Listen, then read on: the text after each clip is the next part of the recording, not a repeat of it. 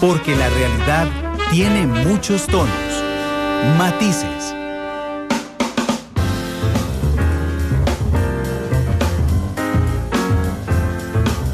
Dos de la tarde con 22 minutos. Vamos a la entrevista de fondo. Doña Abril Gordienco, bienvenida. Si no me falla la memoria, es la segunda vez que usted está en Matices. Pues ya había estado en un debate. Pero estuvo en Matices, en el primer Matices que hicimos. Exactamente. Aquí estuve con mi compañero Gonzalo Madrigal, sí, uno de los del grupo de Poder Ciudadano ya, y estuvimos conversando sobre este tema, bueno, en realidad era un poco más amplio, sobre el sistema de elección de diputados. Sí, pues sí, bueno, ese es nuestro tema, pero... Sí, bueno, después de 700 programas... hoy es el número Matices. 700. Anda por ahí, mandamos por ahí de los 680 y algo. Pero bueno, bienvenida nuevamente. Felicitaciones por todo lo que ha progresado con el programa, que sigue al aire con mucha fuerza. ¿Cómo se formó Poder Ciudadano Ya? Poder Ciudadano Ya es una iniciativa que se formó de un grupo de ciudadanos comunes y corrientes. No nos conocíamos todos entre nosotros hace 4 años. A finales de 2011 empezó el germen, que fue un artículo publicado por don Miguel Sobrado en La Nación, en el que hablaba de cambiar el sistema de elección de diputados. Y lo vio el ingeniero Gonzalo Madrigal y el ingeniero Leonardo Morales, que ellos sí eran amigos entre ellos, y alguno de ellos mandó una carta a la columna comentando el artículo, el otro lo leyó, se puso en contacto con él y decidieron que había que hacer algo, no solo secundar opiniones y seguir reclamando y seguirnos quejando y sintiéndonos frustrados, sino que había que hacer algo.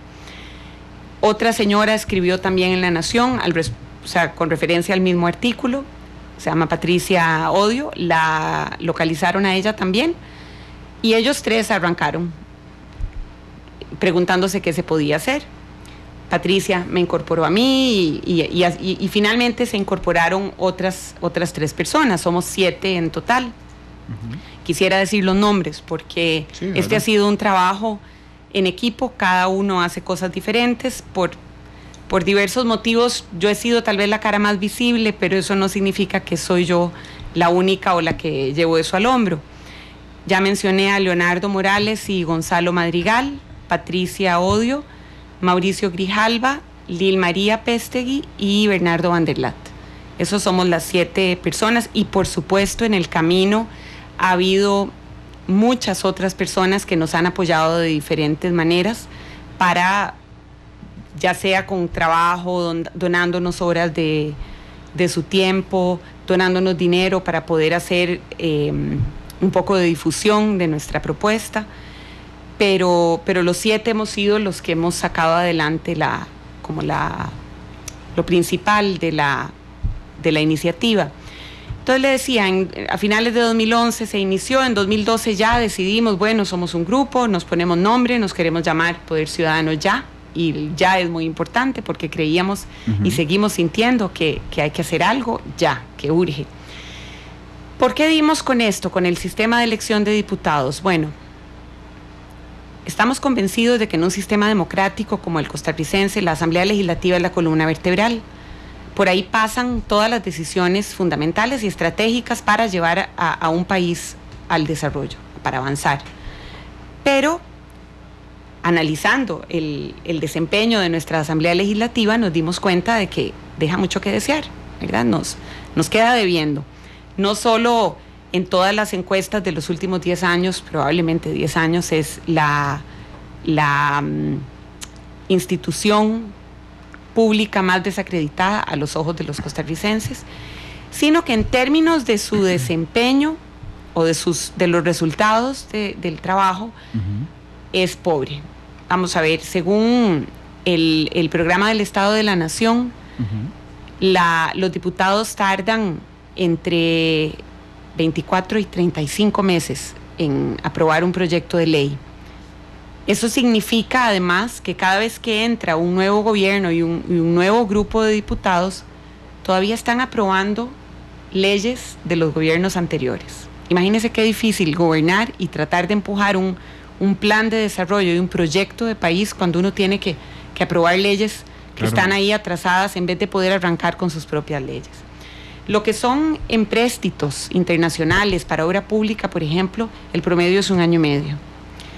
Y hay otros 2 vicios muy grandes que tienen nuestros diputados. El 50% de las leyes que se aprueban en la Asamblea Legislativa no tienen contenido económico. Y el 70% son irrelevantes porque no responden a los temas, a las necesidades de desarrollo del país. Sumémosle a eso que según el Latinobarómetro y este otro, la POP, que son algunos de los estudios internacionales que miden la adhesión de los pueblos a la democracia, ha demostrado que Costa Rica, que tenemos esta democracia de la que nos sentimos tan orgullosos y que la consideramos tan sólida, en los últimos 30 años ha bajado de 80 y pico de adhesión a la democracia a un 50 y algo. Y a la pregunta directa a los costarricenses de si sienten que la democracia les resuelve sus problemas, hay también una caída en esa puntuación. Entonces, es preocupante. ¿Qué está pasando con nuestra Asamblea Legislativa? Súmele a eso, y los voy a cansar tal vez con tanto número, pero es que todos esos números fueron los que nos llevaron a pensar que definitivamente había que hacer algo. De cada 10 personas, 7 no podrían decir el nombre de un diputado. Y más de la mitad no saben qué hacen los diputados, ¿verdad? Entonces tenemos también un problema de desapego, de indiferencia de la ciudadanía hacia los diputados. Eso fomenta, por supuesto, el desapego hacia la democracia en general y le facilita a los diputados trabajar sin que haya rendición de cuentas, discutir temas que a la ciudadanía no le están resultando relevantes, no son los que la ciudadanía siente como urgentes. Y lo que hay es entonces una falta de representatividad. La Asamblea Legislativa que tenemos no es ni la que queremos ni la que merecemos.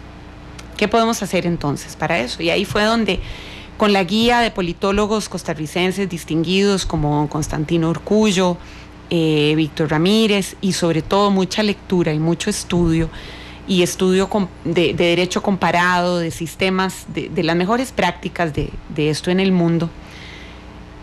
Primero nos encantamos con un proyecto de ley que ya estaba en la Asamblea Legislativa, que proponía que se nombraran 42 diputados por distrito electoral. Había que crear distritos electorales, cosa que no existía en el país, que no existe, y 15 por una lista nacional. Y creímos que ese era un buen proyecto, y yo sigo creyendo que el espíritu era bueno, pero tenía la debilidad de que la lista nacional era tan pequeña que no producía el efecto que se requiere. Y un matemático retirado de la Universidad de Costa Rica se dio a la tarea de simular la aplicación de ese proyecto, de esa propuesta, a las últimas elecciones, que deben haber sido las del 2010 en aquel momento. Y el resultado era muy negativo. Eso nos prendió una luz y nos hizo ver que uno no puede en estos temas nada más lanzar ideas que suenan muy bonitas si no las puede respaldar científicamente. Si no hay pruebas o simulaciones de cómo se comportaría cualquiera de las ideas que tengamos. Por ahí anda mucho la idea de abrir las listas, o de que seamos un sistema de puros distritos electorales, o del voto preferente. Ideas hay muchas, pero cuando uno las comprueba con estudios, con números, se da cuenta de que no se puede improvisar en absoluto. Es importantísimo corroborar los resultados que uno cree que se van a obtener por medio de simulaciones. Entonces, bueno, nosotros, al darnos cuenta de que ese modelo no era el ideal, buscamos qué más había en el mundo, y nos encontramos con el sistema mixto proporcional, que fue propuesto o más bien implementado en Alemania en 1950, y algunos otros países lo han ido adoptando con el paso de los años, con variantes. México lo tiene, creo que Japón lo tiene, Bolivia lo tiene, pero uno de los casos de más éxito y más interesantes para Costa Rica, porque es además un país al que con el que ya nos parecemos en algunas cosas y al que querríamos parecernos todavía más, es Nueva Zelanda. Y Nueva Zelanda, que es un país sumamente desarrollado, con una cantidad de población semejante a la de Costa Rica, tenía un sistema electoral como el que se usa en Estados Unidos y en Inglaterra, que se le llama sistema mayoritario. Y es que en el mundo hay principalmente dos sistemas, dos modelos para elección de diputados. Uno es el sistema mayoritario y otro es el sistema proporcional. Y esto lo digo porque además, para entender la dimensión de la propuesta, hay que estar seguros de que todos estamos en la misma página y todos dominamos muy bien cómo funciona el sistema actual, el que tenemos en Costa Rica. Nuestro sistema calzaría dentro de la clasificación de sistemas proporcionales. ¿Qué significa eso? Que la cantidad de votos que recibe un partido se traduce de manera bastante proporcional en número de curules. En Nueva Zelanda lo que ocurría era que tenían un sistema muy representativo, pero muy poco proporcional. ¿Cómo se dieron cuenta de eso? Porque un país que era mayormente bipartidista vio nacer un tercer partido que comenzó a tener arraigo entre los votantes y a alcanzar votaciones muy altas, o por lo menos significativas en las elecciones, pero no lograba curules, no lograba poner a nadie en la Asamblea Legislativa o en el Congreso, allá lo llaman Parlamento o Congreso, o lograba poner muy pocos representantes, porque en el sistema de ellos, que era por distrito electoral, el que ganara ese distrito se llevaba todo, digamos, es el famoso winner takes all, ¿verdad? Y eso significaba que una cantidad significativa de la población neozelandesa se quedaba sin estar representada en su Congreso. Eso llevó a los mismos partidos políticos a cuestionarse si el modelo era el ideal, era el que reflejaba las nuevas demandas de la sociedad neozelandesa. Y siguieron un camino interesantísimo que ya nos desearíamos nosotros que se siguiera en Costa Rica. Ellos nombraron una comisión de expertos del más alto nivel a la que le asignaron un presupuesto y la tarea de estudiar los diversos sistemas políticos del mundo y hacer una propuesta al país. Esta comisión viajó a Alemania, Australia, Irlanda, en fin, a otros países para estudiar los sistemas o para verlos de primera mano, más estudiar toda la doctrina y el material abundante que hay sobre este tema en el mundo. Y llegaron a varias conclusiones. Primero, que sí, que efectivamente el sistema que estaba en operación en ese momento en Nueva Zelanda era representativo, pero al no ser proporcional estaba fallándole a una gran cantidad de ciudadanos. Proponían que había otras opciones, pero que la que ellos más recomendaban era la del sistema mixto proporcional, como el alemán. Y la otra recomendación era muy importante, que fuera el pueblo quien tomaba la decisión, que se le consultara al pueblo neozelandés si se cambiaba de modelo y a cuál modelo cambiar. Entonces se hizo un referendo, si no me equivoco, en el año 91. Ese referendo no fue vinculante, pero el resultado fue abrumadoramente a favor del cambio de modelo y específicamente de las opciones que se les propusieron a los neozelandeses, escogieron adoptar el sistema mixto proporcional. Ahí todavía la clase política dudó un poco, titubeó y no, digamos, no siguió a la voz del pueblo y continuaron un poco más con el sistema mayoritario, hasta que en 1993 quien quedó de primer ministro se comprometió a hacer un nuevo referendo, que ese sí sería vinculante, para consultarlo, y en ese referendo nuevamente el pueblo neozelandés decidió que quería pasar al sistema mixto proporcional, que se aplicó por primera vez en 1994. En el 2010 o 2011 hicieron un nuevo referendo para medir la aceptación, el grado de aceptación del modelo entre los neozelandeses, y nuevamente ganó por una buena mayoría. Parte de lo interesante de este proceso es que la comisión y el Tribunal de Elecciones o la Oficina de Elecciones de Nueva Zelanda se dio cuenta de que el pueblo no comprendía a plenitud cómo funcionaba el sistema que tenían. Entonces hicieron una campaña educativa súper amplia y completa para informar muy bien a los neozelandeses qué era lo que tenían, por qué convenía cambiar y a qué se sugería que cambiaran. Y ese es un ejercicio democrático del más alto nivel que nos encantaría a nosotros en Poder Ciudadano que se hiciera en Costa Rica.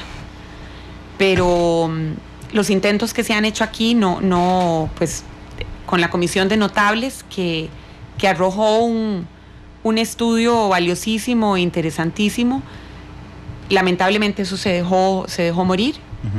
Se desaprovechó todo ese esfuerzo de costarricenses distinguidos y muy preparados. Y parte del informe de Notables incluía una sección en la que también hablaban de la necesidad de cambiar el sistema de elección de diputados. Ellos no llegaron al nivel de detalle que llegamos nosotros, ni tenían una propuesta de ley concreta, que nosotros sí la tenemos, y que la pueden encontrar, quienes tengan la curiosidad de leerla, en nuestra página web, que es www.poderciudadanocr.org. Doña Abril, antes de preguntarle la propuesta en particular, fíjese que vamos a aprovechar la tecnología también para hacer lo que hicieron en Nueva Zelanda. Estamos haciendo, hace 2 minutos colocamos una encuesta electrónica a través de las redes sociales, donde estamos preguntando algo muy general, y es si debe cambiarse la forma de elección de diputados en Costa Rica. O sea, prácticamente la primera pregunta que hizo Nueva Zelanda la estamos planteando nosotros en redes sociales. En 2 minutos tenemos 35 votos ya. El 95% de la gente que nos está votando dice que sí se necesita un cambio. El 5% dice que no. Yo esperaría, al ritmo que vamos, que de aquí a que termine la entrevista tengamos unos 200 votos o 300 votos tal vez, que pueda ayudar a medir esto.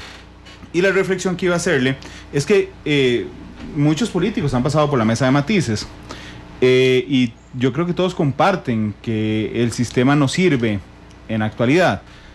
Lo que muchos no comparten es el ya del Poder Ciudadano. Recuerdo la primera entrevista que le hice al presidente Solís al año de su mandato. Había un par de preguntas sobre la reforma del Estado, sobre el sistema político costarricense, y el presidente estaba de acuerdo en que efectivamente hay que cambiarlo. Pero cuando le dije, ¿usted va a impulsar? Y me dijo, no, en este gobierno no vendrá el impulso, vendrá después. La semana anterior, sí, estuvo José María Figueres aquí como precandidato presidencial. Le pregunté y me dijo, bueno, sí, pero no será una prioridad de mi gobierno hacer las reformas en caso de que gane. A don Miguel Caravallés, que tuve el lunes aquí en Matices como precandidato presidencial, dijo exactamente lo mismo. El único que me ha dicho que sí le entraría, digamos, con fuerza el tema es don Rodolfo Pisa, que lo ha hecho. Pero hay otros, digamos, porque esto tiene muchos matices, hay otro montón de políticos que me han hablado de su propuesta. Don Otón Solís en estos micrófonos habló de su propuesta. Don José María Figueres habló de su propuesta, inclusive me dijo, si yo tuviera que hablar a alguien a mi campaña, jalo a doña Abril Gordienco. Así que bueno, ahí está el compromiso, no se lo voy a preguntar ahora. Pero, es decir, ha trascendido, pero lo que pareciera es que no están de acuerdo en el ya, y es justamente el énfasis que ustedes le ponen, es Poder Ciudadano ya, ahora. De hecho lo ponen entre signos de admiración en el nombre, doña Abril. Mire, viera que una de las cosas que nosotros hemos dicho varias veces es que Costa Rica, o que nuestros líderes han perdido la capacidad de tomar decisiones de manera oportuna. Y no solo en el tema de la reforma política. En muchísimos aspectos, lo que ha hecho que este país, que era pionero en tantas cosas en América Latina, ahora se esté quedando rezagado, los que nos miraban con admiración nos están alcanzando y nos están superando en una serie de indicadores de competitividad, incluso en indicadores de desarrollo democrático. Hay países que nos están alcanzando y que nos han llegado a superar. Ciertamente Costa Rica sigue en un nivel muy alto en términos de desarrollo democrático, pero Uruguay y Chile nos pelean, ¿verdad?, los primeros lugares, cuando nosotros nos enorgullecíamos. Hace 30 años los dos eran dictaduras. Exactamente. Entonces, con el micrófono cerrado, increíble. Hace 30 años los dos eran dictaduras, tanto Chile como Uruguay. Ciertamente, y Costa Rica, que ha sido una democracia sólida, permanente, a lo largo de todo el siglo XX, bueno, prácticamente, con muy pocas excepciones, desde su independencia, y nos encontramos ahora rezagados en una serie de indicadores, en gran parte porque hemos perdido el sentido de oportunidad, porque nos hemos quedado gozando del bono que nos dejaron otros líderes visionarios y decididos y atrevidos, que tomaron decisiones que había que tomar, importantísimas, pero nuestros últimos líderes, nada más viviendo de ese bono, no las han tomado. A mí me duele muchísimo. Nosotros le presentamos esta propuesta a don Luis Guillermo Solís al puro principio de su mandato, le pareció muy interesante. En su momento, vamos a estar hablando los primeros 3 meses de su gobierno, prácticamente nos dio a entender que le interesaba acometerla. Ya después sí dijo en un acto en el Tribunal Supremo de Elecciones, dijo directamente que no, que en su gobierno no se acometería. Me parece muy interesante y muy buena, pero en el gobierno, pero él no se va a comer esa bronca. Exactamente, exacto. O sea, mantiene el apoyo en términos pues teóricos, pero no está dispuesto a acometerla. Yo creo que lo que se requiere es visión y es valentía, porque ciertamente es un tema que tiene algunos aspectos muy populares, muy potables para la ciudadanía, pero que no son tan potables para los políticos, porque les cambia la forma de hacer política. Tiene otros temas o aspectos que no son tan potables para la ciudadanía, pero que nuestra experiencia hasta ahora ha sido que cuando se explican bien, la ciudadanía entiende. O sea, la persona común y corriente comprende por qué son necesarios algunos de esos cambios. Así es que, o sea, yo pienso que así como don Otón Solís, Otto Guevara y ahora don Rafael Ortiz Fábrega, con quien nos vamos a reunir la próxima semana, han mostrado interés en la propuesta y están dispuestos a endosarla con su nombre, ¿por qué no otros? ¿Verdad? A mí me llama la atención que salen con propuestas como casi que sacadas de un sombrero de que para arreglar este país lo que hay que hacer es aumentar el número de años que está el presidente en el gobierno y por ende también el número de años que los diputados estarían en la Asamblea Legislativa. Han hablado de la reelección sucesiva de los diputados. Y están bien, son 2 propuestas que a los ojos de quienes formamos Poder Ciudadano ya son buenas y podrían ayudar, pero por sí solas no. Por sí solas no resuelven absolutamente nada. Lo que aquí se requiere es una reforma política integral que abarque varias cosas. Desde el sistema de elección de diputados, que es ojalá con el modelo que proponemos nosotros, pero puede haber otros que la ciudadanía o que los diputados consideren que son mejores o que se basen en nuestra propuesta, la afinen, la trabajen y hagan una mejor propuesta, maravilloso. Hay quienes hablan de pasar a un sistema parlamentario. El modelo nuestro el sistema mixto proporcional se aplica perfectamente en un sistema parlamentario y nosotros estamos viviendo un sistema parlamentario casi que de facto, ¿verdad? Estamos muy cerca de esa realidad. Entonces, ¿por qué no abordar también ese tema seriamente? El reglamento de la Asamblea Legislativa, 30 años tengo yo de estar oyendo, o sea, desde que me interesan las cosas del quehacer nacional, vengo oyendo que hay que cambiar ese demonio que es el reglamento de la Asamblea Legislativa y no se han decidido hacerlo. Y hay propuestas, casi todos los partidos políticos tienen en la corriente legislativa una propuesta. Incluso se hizo un ejercicio hace un par de años de tomar los aspectos que tenían en común todas esas propuestas para armar un muñequito más pequeño, más contundente, más fácil de pasar. Más concreto. Más concreto y que tal vez no levantara tanta roncha y ahí sigue también esperando. Pero eso es fundamental, reformar el reglamento. Y claro, la reelección es necesaria, por supuesto, más ahora y tendría sentido en realidad únicamente ahora que ya los diputados aprobaron que se registre públicamente, con nombre, las decisiones de cada diputado en cada una de las votaciones, tanto en las comisiones como en el plenario. Eso es como el complemento de la reelección, porque ¿para qué reelegir si no sabemos cómo votan? Sí. Y si queremos saber cómo votan, pues es por un tema, por supuesto, de rendición de cuentas, pero también para poder saber cuáles son los diputados que nos conviene dejar en la Asamblea. Imagínese que hay estudios que me decía el otro día un politólogo a quien respeto mucho, un joven politólogo que se llama Daniel Calvo, que hay estudios que dicen que la curva de aprendizaje de un diputado, la primera vez que llega a la Asamblea Legislativa, es de 18 meses. Imagínese, porque claro, es tan alambicado ese reglamento y además, o sea, no es solo conocer y dominar el reglamento, sino en general la función de legislador y todo lo que implica. Son 18 meses de aprendizaje y ya sabemos que el último año es un año casi perdido, y quitémosle la cantidad de tiempo que se pierde en discutir el presupuesto, que es un mes al año o mes y pico, el mes que se va en todos los años en decidir quién va a ser el nuevo presidente legislativo y el directorio, otro mes en control político después del 1 de mayo, o ahora es el 2 de mayo cuando el presidente presenta su informe. Entonces ahí ya perdemos al año casi 3 meses en que no se hace trabajo legislativo sustancioso. Más las vacaciones, más todos los viernes. Más las vacaciones, más los viernes. Entonces, o sea, tenemos como todos los defectos, todas las maldades posibles juntas, ¿verdad? Entonces, ¿qué quiero decir con esto? Que esas pequeñas reformas que parece que son como ideas que se les ocurren y no vienen acompañadas de un trabajo integral, no aportan realmente nada. De hecho, tocamos el tema aquí en Matices sobre la reelección continua de diputados. Hicimos una encuesta también y la mayoría de personas decía sí acompañado de, es decir, sí que yo pueda escoger a mi diputado, por ejemplo.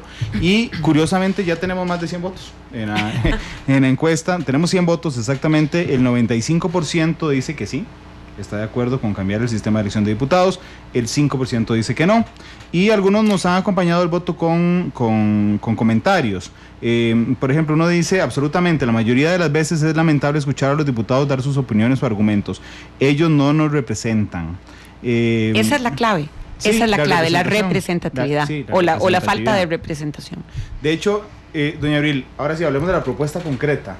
¿Cuál es la propuesta concreta? Bueno, la propuesta consiste en cambiar nuestro sistema de lista bloqueada y cerrada provincial, que es la manera como votamos ahora, por una propuesta que es mixta, como lo dice su nombre, en la cual se dividiría al país en 42 distritos electorales. Pueden ser más, podrían ser un poquito menos. El número de distritos aporta el factor representatividad, que no es otra cosa que la cercanía entre el diputado y sus representados, sus electores, ¿verdad?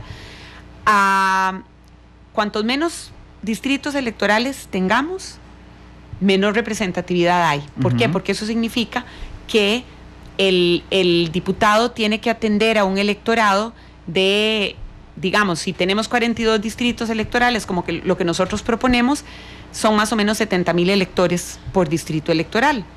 Si hacemos menos, digamos que hiciéramos la mitad de los distritos, entonces se atiende al doble de electores. Eso aleja un poco más al diputado de su electorado. Es el peso prácticamente relativo que cada elector tiene directamente sobre su diputado. Sí, y el conocimiento.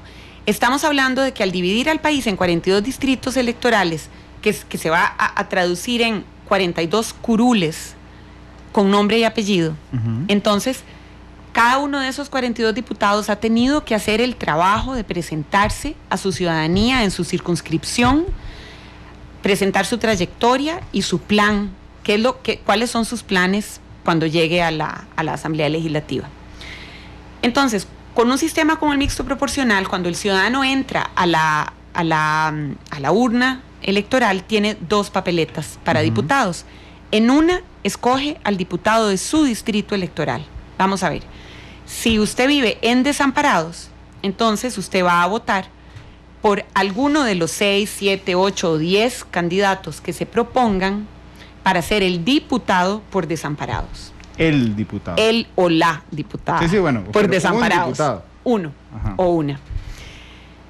Y tiene otra papeleta, que es una papeleta con una lista nacional propuesta por los partidos, que esa también es cerrada como la actual, pero en vez de ser provincial es nacional. Es esa lista la que define cuántos diputados lleva un partido a la Asamblea Legislativa. Vamos a ver, si el Partido Unidad Social Cristiana obtiene 27 votos en esa lista nacional, pero ganó 17 distritos electorales, los primeros que van a llenar la lista nacional son los 17 electos por distrito electoral. Y quedan otros 10 sitios, otros 10 curules que se llenan con los nombres que estaban en la lista nacional. Un partido puede repetir y poner a la misma persona a competir en un distrito electoral y a nacional, tener un lugar en la lista nacional. Si sale electo por distrito electoral, sale de la lista y sube el nombre que sigue. Este sistema aporta los dos elementos más deseables que hay, vamos a ver, se lo digo de otra manera. Le decía que en el mundo hay dos sistemas, el mayoritario y el proporcional. En el sistema proporcional lo que se busca es proporcionalidad, que es lo que es por lo que nos hemos decantado en Costa Rica.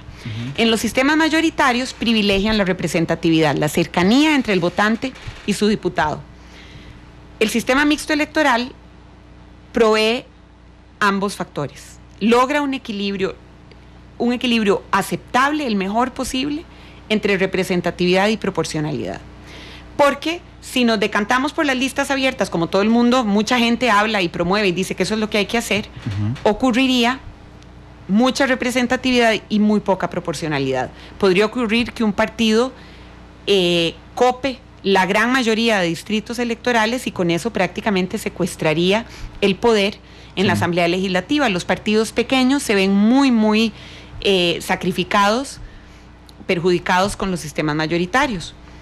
Y en los sistemas proporcionales ya sabemos que hay muy buena proporcionalidad, ahí las minorías y los partidos pequeños tienen oportunidad, pero los electores somos los sacrificados. Eso es lo terrible de nuestro sistema, que no somos los electores, que somos el soberano, no somos protagonistas de nuestro sistema electoral, es más, no somos protagonistas de las elecciones, ni prácticamente de la democracia.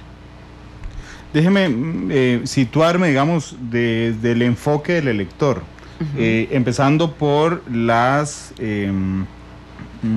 distritales, o los se me fue la palabra, que usted utiliza para hablar de las... Distritos electorales. Los distritos electorales, gracias, doña Abril. Sí, por ejemplo, me llamó la atención porque hablábamos de el o la diputada, es decir, cada partido político, porque tienen que tener un partido político para proponerse, cada partido político presenta un nombre, ¿verdad? En ese cantón. Hablemos de Desamparados, para seguir con su ejemplo.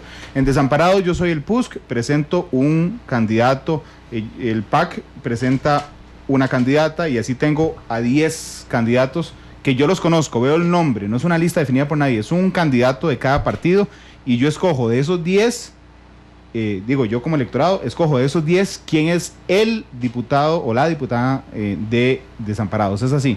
Sí, señor, es así. Ok. Ese candidato del partido, ¿quién lo escoge? Lo escoge el partido directamente según lo que... La asamblea que hayan hecho en ese distrito electoral para escoger quién va a ser el candidato por ese distrito. Ok, eso no le resta... Perdón, y cuando digo la palabra distrito, no nos imaginemos los distritos actuales, ¿verdad? Sí. Ni los cantones que tenemos ahora. Es una creación. Nosotros, en nuestra página está el mapa y la distribución que hicimos. Sí. La hicimos a nuestro leal saber y entender, pero no está escrito en piedra y eso le corresponderá al Tribunal Supremo de Elecciones, con el INEC y con, no sé, otras instituciones expertas en Costa Rica, para hacer la mejor distribución. ¿Cuáles serían los parámetros para determinar los distritos electorales? Se busca, obviamente, cercanía geográfica de las comunidades que van a estar dentro de ese distrito. Tiene que haber homogeneidad socioeconómica y sociocultural y Bueno, básicamente es eso, y en realidad ese es básicamente los dos factores que tiene que haber. Juan Carlos Sandí, bueno, antes de que se me olvide. Bueno, perdón, y el tamaño, por supuesto. Acaba de escribir... La cantidad de población. Don Miguel Carabaguías. Ajá. Que dice que nos está escuchando esta tarde. Qué bueno. Y que le diga a doña Abril, se la digo públicamente, don Miguel, que le gustaría conversar con usted directamente sobre este tema. Bueno, encantada. Eso es lo que queremos, eso es lo que hemos tratado en los últimos años, de que los políticos y la prensa nos pongan atención, porque esto es una propuesta muy ambiciosa, creemos que es muy importante, pero no puede ser llevada a cabo por 7 personas. Sí, sin duda. Somos 7 ciudadanos que hemos hecho esto en nuestro tiempo libre, hemos sacrificado noches, fines de semana, horas de sueño. Hemos ido a presentarle esto a infinidad de grupos, a infinidad de personas, pero esto desborda por completo la capacidad de nuestro pequeño grupo y lo tiene que asumir un grupo mucho más grande, con una capacidad de trabajo, de convocatoria y con una cantidad de recursos significativa, o 10 diputados. Tenía que venir a Matices, doña Abril. Tenía que venir a Matices. Exacto. Dice, muchas gracias por la oportunidad, porque ciertamente... es que es un tema enormemente llamativo, importante, y que yo me quedé con la idea desde el primer Matices. Exacto. Nada más déjeme desbloquear mi computadora, porque le iba a leer aquí está, Juan Carlos Sandí. Dice que nos está escuchando desde Carolina del Norte, en Estados Unidos. Y Juan Carlos le dice, doña Abril, ¿qué pasaría con la igualdad de género, por ejemplo? Sí, esa es una pregunta importantísima, por supuesto. Y sobre todo que en Costa Rica hemos dado una lucha inmensa, importantísima, por lograr la paridad de género en la representación política, en los puestos de decisión, y soy súper abanderada de la paridad de género.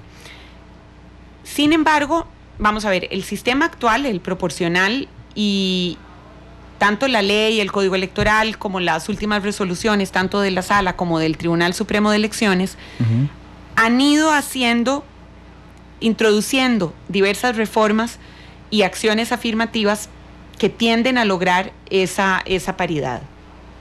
A pesar de todo lo que se había avanzado hasta el 2014, las mujeres representadas en la Asamblea Legislativa no han superado el 33-35% del total de diputados.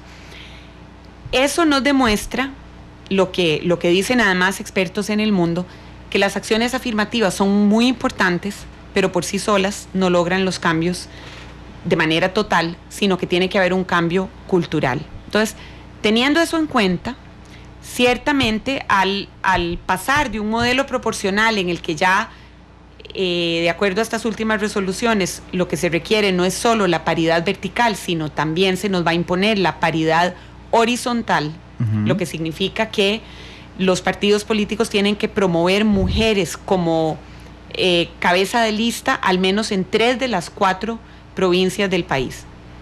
Con el sistema mixto proporcional, en la lista nacional, los partidos estarían obligados a mantener esa paridad trenzada, ¿verdad? O tipo zipper, hombre-mujer o mujer-hombre, o sea, respetar vertical, esa paridad vertical en la lista nacional. Y en los distritos electorales, los partidos tendrían que, los que participen en todos los distritos electorales, tendrían que proponer, al menos en la mitad de ellos, a mujeres como candidatas a diputadas. Sin embargo, no hay forma de tener control sobre ese resultado, ¿verdad? Lamentablemente... en todos los distritos podrían ganar hombres o mujeres. No creo que en todos, ¿verdad? Yo tampoco, creo pero que, digamos, que hemos llegado a un punto en el que extremo, pero en el ejemplo más extremo podrían ser todos hombres o todos mujeres. Entonces, lamentablemente no se puede tener ese control, pero creo que yo tengo esperanza de si en Costa Rica hemos logrado hacer esos avances legales y de resoluciones judiciales, es porque como país hemos ido cambiando nuestra mentalidad. Entonces yo creo que la ciudadanía está lista, cada vez más lista, para darle, para asignar mujeres en puestos de decisión, en puestos de poder y de elección popular. Así es que yo creo que si tal vez la primera vez no vamos a ver suficientes mujeres o una paridad perfecta, No tengo la menor duda que después de 2 elecciones ya vamos a estar viendo mucho más de ese 33% que hay actualmente. Doña Abril, de las listas nacionales, digamos que un partido que se llame Monumental gane 30 curules, ¿verdad? Y entonces de los distritos electorales ganamos 15, ¿verdad? Esos encabezan mi lista de los 30, es así, ¿verdad? Si no me corrige, por favor. Así vamos bien. Van los 15. Los otros 15 se hacen de la lista que hizo el partido sobre los diputados nacionales. Yo como elector, ¿verdad?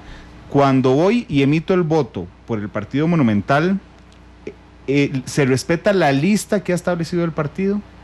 Sí. ¿Sí? Sí. En la lista nacional, sí. Sí, pero por ejemplo, si yo quiero votar por el número 7 de la lista nacional que propuso Monumental, porque me parece mejor que el 1 que propuso, no lo puedo hacer. No, porque eso es lo que se llama el voto preferente. Sí. Y el voto preferente nosotros no lo acuerpamos en lo más mínimo, y la mayoría de los países que lo han introducido, bueno, tal vez es un poco audaz decir que la mayoría. Sé que varios países que lo han introducido lo han terminado retirando, han vuelto al sistema de lista cerrada. ¿Qué tenemos que hacer?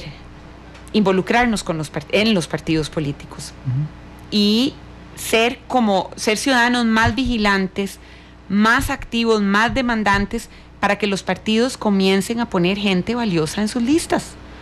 Que en esas distritales, cantonales, provinciales y nacionales compita gente del más alto nivel. Eso implica también que los partidos tienen que preparar a su gente. No puede ser que lleguen diputados a la Asamblea Legislativa representando a un partido que no comulguen con los principios ideológicos del partido que los llevó al poder, o que no tengan las nociones más elementales de conocimientos cívicos, de conocimientos, no sé, casi que básicos de realidad nacional, y tengan que llegar a aprender o a esperar que sus asesores los pongan al día. No, los partidos nos han fallado también. Pero además, doña Abril, usted estuvo en una contienda electoral y sabe que los partidos, muchos partidos políticos, no todos, le dan al candidato presidencial la posibilidad de escoger a dedo a los primeros 5 miembros. Yo creo que cada vez menos partidos hacen eso, y le voy a decir que a mí y aquí hablo yo como Abril Gordienco y no necesariamente como Poder Ciudadano ya, esa práctica no es tan perversa como parece, porque un candidato o un presidente necesita tener personas de su entera confianza en la Asamblea Legislativa, y sobre todo si un partido político es muy grande, puede ser que quienes lleguen a ocupar todas las curules sean casi desconocidos para esa persona que ocupa la presidencia. Como pasa en el PUSC. Digo, viendo un ejemplo práctico, en el PUSC no lo escogió el candidato. No, el candidato no tiene injerencia sobre quienes llegan a ocupar el cargo. Entiendo que en Liberación Nacional sí. Francamente, en los otros partidos también, que yo sepa, creo que el Libertario hizo un cambio reciente, lo había quitado y ahora lo volvió a introducir, que el candidato a presidente o la candidata tenga control sobre algunos de los nombres. A mí no me parece tan perverso eso. Estoy dispuesta, obviamente, a discutirlo y a que me den todos los argumentos a favor y en contra. Creo que lo más sano es debatir las cosas abiertamente y con respeto por las diferencias de opiniones. Pero creo que esos 5 o 6 o 3 que escoja el candidato presidencial son su brazo en la Asamblea Legislativa.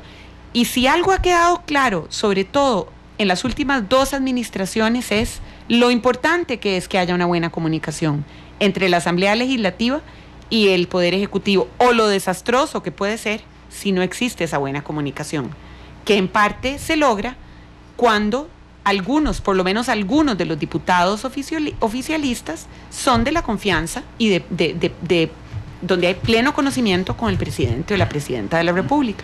De aquí salió un proyecto, ¿verdad? Sí, de nuestra propuesta salió un proyecto, es un proyecto de ley que nos ayudó a prepararlo, nos asesoró y hizo prácticamente el trabajo de fondo con base pues en toda nuestra investigación, el abogado Luis Fernando Hernández del bufete BLP, y con él trabajamos este proyecto que está en nuestra página web, en la que ya cité, poderciudadanocr.org. Con ese proyecto lo que se propone es reformar varios artículos de la Constitución Política, los que tienen que ver con el sistema de elección y con algunos otros detalles. Lo pueden encontrar ahí en la página. Doña Abril, muchas gracias por habernos acompañado realmente. Ha sido muy interesante y bueno, yo creo que la audiencia se da cuenta cuando la línea editorial de un medio de comunicación tiene que ver con un tema o no. Yo lo he insistido a todos los precandidatos presidenciales, el tema, muchos temas, pero particularmente uno sobre el sistema político, sobre el sistema de elección de diputados, sobre la reelección, por ejemplo, no solo de diputados, la reelección presidencial. Me ha llamado enormemente la atención que todos los precandidatos que he entrevistado, cuando les pregunto si están de acuerdo en ampliar a 6 años la duración del ejercicio presidencial, dicen que sí. No ha habido uno que me diga que no.